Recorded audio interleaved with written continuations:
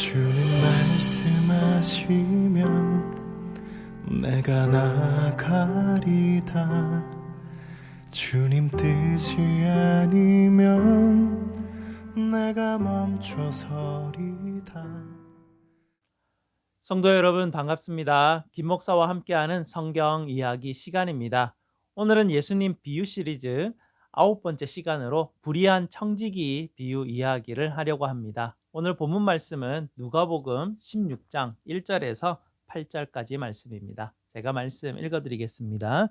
또한 제자들에게 이르시되 어떤 부자에게 청지기가 있는데 그가 주인의 소유를 낭비한다는 말이 그 주인에게 들린지라. 주인이 그를 불러 이르되 내가 네게 대하여 들은 이 말이 어찌 됨이냐. 네가 보던 일을 셈하라. 청지기 직무를 계속하지 못하리라 하니 청지기가 속으로 이르되 주인이 내 직분을 빼앗으니 내가 무엇을 할까. 땅을 파자니 힘이 없고 빌어먹자니 부끄럽구나. 내가 할 일을 알았도다. 이렇게 하면 직분을 빼앗긴 후에 사람들이 나를 자기 집으로 영접하리라 하고 주인에게 빚진 자를 일일이 불러다가 먼저 온 자에게 이르되 네가 내 주인에게 얼마나 빚졌느냐. 말하되 기름 100마리니이다. 이르되 여기 내 증서를 가지고 빨리 앉아 50이라 쓰라 하고 또 다른 이에게 이르되 너는 얼마나 빚졌느냐. 이르되 밀 100석이니이다. 이르되 여기 내 증서를 가지고 80이라 쓰라 하였는지라. 주인이 이 옳지 않은 청지기가 일을 지혜 있게 하였으므로 칭찬하였으니 이 세대의 아들들이 자기 시대에 있어서는 빛의 아들들보다 더 지혜로움이니라. 아멘. 이 불의한 청지기 비유는요, 이 비유를 읽는 사람들을 늘 당황하게 만듭니다. 언뜻 보면 이 비유는 주인의 돈을 훔치는 청지기를 이렇게 칭찬하고 있는 것 같아 보이기 때문에 그렇습니다. 오늘 이야기 이 마지막 장면에서 청지기는 주인을 다시 한 번 더 속였는데도 불구하고 칭찬을 받죠. 여기서 그가 왜 칭찬을 받았을까요? 우리는 제일 먼저 우리가 봐야 될 것이 무엇이냐면 이 비유 이야기가 과연 어떤 이야기와 지금 이어져 있나를 한번 살펴보아야 합니다. 오늘 이 불의한 청지기 비유 바로 앞에 어떤 이야기가 있나요? 네, 집 나간 아들 이야기, 탕자 이야기가 나옵니다. 오늘 이 비유 이야기와 탕자 이야기를 한번 비교해서 보면요, 비슷한 점이 꽤 많습니다. 첫째는 제멋대로 구는 아랫사람에게 남다른 은혜를 베풀어주는 고귀한 윗사람이 있는 이야기이죠. 둘째는 아버지와 주인의 재산을 허비하는 비루한 아들과 종이 나옵니다. 셋째는요, 제멋대로 굴던 아랫사람이 자신들이 만든 그 손실을 깨닫는 그런 어떤 진실의 순간을 맞닥뜨리게 되죠. 넷째는 아들과 이 종은 고귀한 아버지와 주인의 자비에 자신을 온전히 맡기는 이야기가 두 이야기에 같이 나오고 있습니다. 이렇게 두 비유의 이야기를 연결해서 봤을 때 오늘 이야기는요, 정직하게 돈을 다루어야 한다는 것이 핵심이 아님을 우리가 볼 수가 있습니다. 탕자 이야기에서와 같이 이 불의한 청지기 이야기에서도 여전히 우리의 죄 문제와 하나님의 은혜와 구원이 중심 주제임을 알 수가 있죠. 그리고 또 한 가지 우리가 좀 살펴보아야 되는 것은 무엇이냐면 문화적 배경입니다. 예수님께서 이 비유 이야기를 들려주실 당시 배경에서요, 그때 사람들은 예수님의 이 이야기를 어떻게 받아들였을까를 한번 살펴보아야 한다는 것입니다.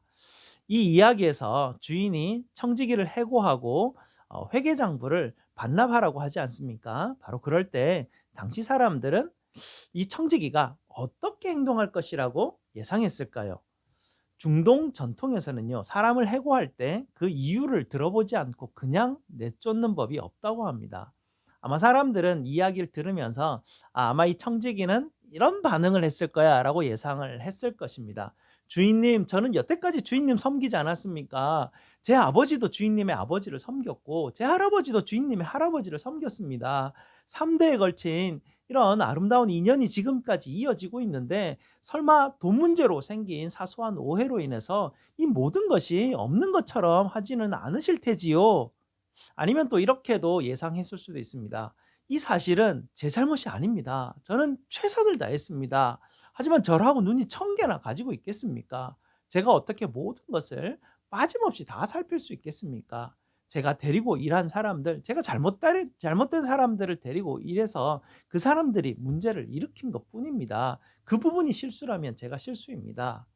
아니면 그가 마지막 방법으로 마을에서 굉장히 영향을 끼치는 분에게 찾아가서 부탁을 해가지고 자기 주인에게 저의 이 억울한 처지에 대해서 헤아려 달라고 좀 호소해 달라고 아마 그렇게 부탁할 수도 있었을 것입니다. 당시 사람들은요, 청지기가 어떤 방법을 동원해서라도 자기의 일에 대해서 해명할 것이라고 예상을 했었습니다. 이게 뭐 당시 중동 사람들의 문화적 배경이었으니까 그렇습니다. 그러나 오늘 이야기에서 보면요, 청지기는 그들의 문화와 그들의 삶의 습성과는 좀 다르게 청지기는 아무런 해명도 하지 않습니다. 왜냐하면 아마 추측하건대 이 청지기는 그 주인을 잘 알고 있었던 것 같습니다. 이미 이 주인은 자기의 모든 죄를, 자기의 모든 허물을 다 알고 있었다라는 것을 이 청지기는 알았습니다. 이 주인은 그리고 또 어떤 사람들의 농간에 흔들리지 않는 심지가 굳은 그런 분임을 그 주인에 대해서 잘 알고 있었습니다. 그래서 이 주인에게 뭐 이런 방법을 가지고 해명한다고 해도 아무런 소용이 없을 그것을 이 청지기는 알고 있었죠. 그래서 청지기는 이 주인이 그에게 죄를 묻는 그 부분에 대해서 더 이상 답을 하지 않습니다. 침묵을 통해서 그가 죄가 있다는 것을 시인하였습니다. 당시 사람들은 아마 이 청지기가 아무런 답 없이 그의 죄를 시인하는 부분에 대해서 아마 굉장히 놀랐을 것입니다. 아니, 아무런 해명도 하지 않고 자신의 잘못을 시인했다고? 이렇게 아마 생각했을 수 있습니다. 왜냐하면 중동 사람들에 대해서 잘 아는 사람들은요, 이 쫓겨나면서 이처럼 자기 자리를 회복시켜 달라고 호소도 하지 않고 조용히 물러나오는 경우를 본 적도 들은 적도 그렇게 없다고 합니다. 청지기가 자기 죄를 인정한 것, 이것은 오늘 이 문화적 배경으로 봤을 때 아주 뜻밖의 사건이라고 볼 수 있는 것입니다. 그리고 이 청지기는요, 자기 처지를 이제 돌아보기 시작하죠. 사실은 이 주인이 그가 손해본 것을 되찾기 위해서 그와 그의 가족을 노예로 팔아서 손해본 재물을 다시 돌려받을 수도 있었습니다. 충분히 그것이 주인의 권리였습니다. 그러나 주인은 그 청지기에게 그렇게 하지 않고 그에게 은혜를 베풀어 주었습니다. 지금까지 이 청지기는 주인의 것을 가지고 자기 유익을 위해서, 자기 사적인 유익을 위해서 사용을 하는 잘못을 범했죠. 이제 그는 자기의 일자리가 없어졌습니다. 이 청지기는 고민을 하죠. 어떻게 살아가야 할 것인가? 그가 이런 선택을 합니다. 그가 한 선택은 이것입니다. 내가 또 다른 일자리를 구해야 되겠구나. 그러나 이 만만치가 않죠. 자기같이 불의한 자에게 누가 이제 일자리를 주겠습니까? 그 동네 소문이 다 났을 텐데 말입니다. 그렇다고 가만히 돌아보니 자기에게는 육체적인 힘이 없는 것입니다. 평생을 노동하지 않은 사람이 농사를 지을 수는 없는 노릇이었습니다. 그래서 그는 한 가지 선택을 하게 됩니다. 그리고 이 선택에 대해서 그는 그 인생의 아마 전체를 걸었던 것 같습니다. 무엇이냐면 그는 주인에게 빚진 자들에게 은혜를 베푸는 행동을 하였습니다. 이것도 당시 살아가는 농부들의 상황을 알면 좀 더 이해가 되는데요. 당시 농부들은 대부분이 많은 빚을 지고 있었다고 합니다. 그들이 아마 이 이야기를 듣고 있었다면 이 불의한 청지기가 지금 그 농부들을 불러서 빚을 탕감해주는 은혜를 베푸는 일을 아마 들었을 때 굉장히 통쾌함을 느꼈을 것입니다. 그리고 이 이야기를 들었던 사람들은 아마 그 주인이 살던 그 마을에 그날 아마 큰 잔치가 사람들이 다 너무나 좋아하고 축제를 열었을 것이라 아마 그렇게 다들 예상했을 것입니다.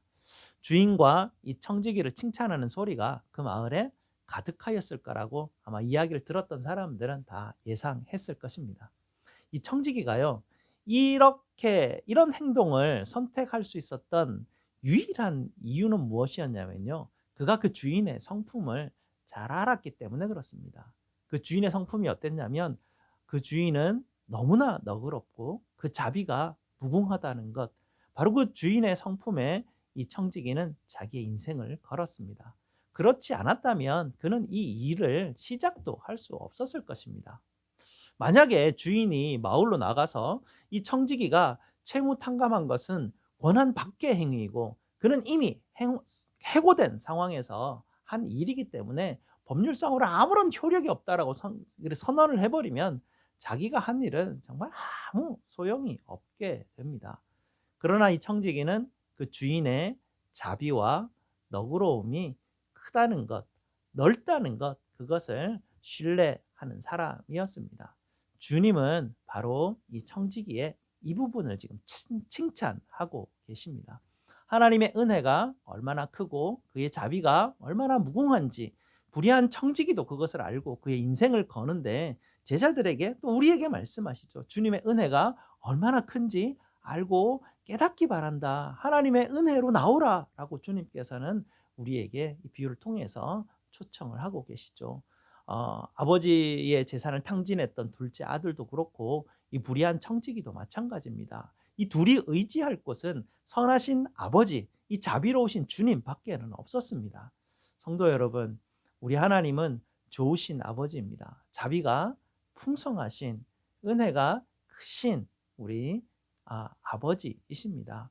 우리 아버지께서 죄를 범한 우리에게 남은 것은 오직 하나님께서 하나님의 자비가 무궁하고 또 선하신 아버지라는 것을 믿고 우리의 인생을 다시 한 번 더 그곳에 걸어야 될 것을 오늘 이 이야기를 통해서 우리에게 말씀하십니다. 우리가 인생의 결단을 만약에 해야 된다면, 우리의 인생 전체를 한번 걸어야 된다면 아버지께로 돌아가는 길을 우리는 선택해야 하는 것이죠. 불의한 청지기도 자기가 살기 위해서 주님의 은혜를 의지하였는데 하나님의 자녀인 우리가 어찌 하나님의 은혜를 신뢰하지 않을 수 있겠습니까?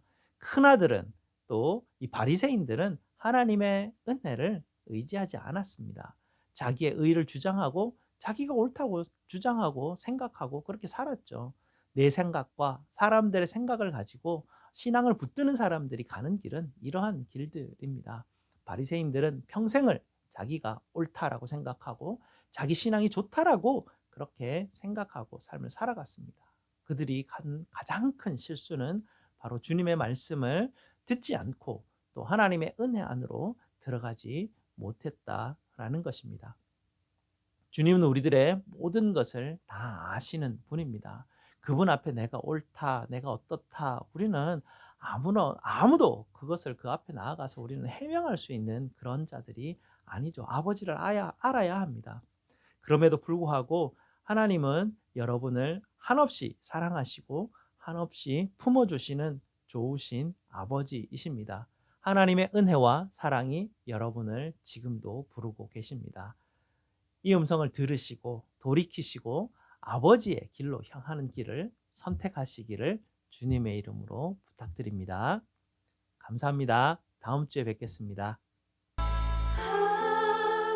하나님의 사랑 주님의 눈물 온 세상이 하여 잃어버린 영혼 찾아 오신 주님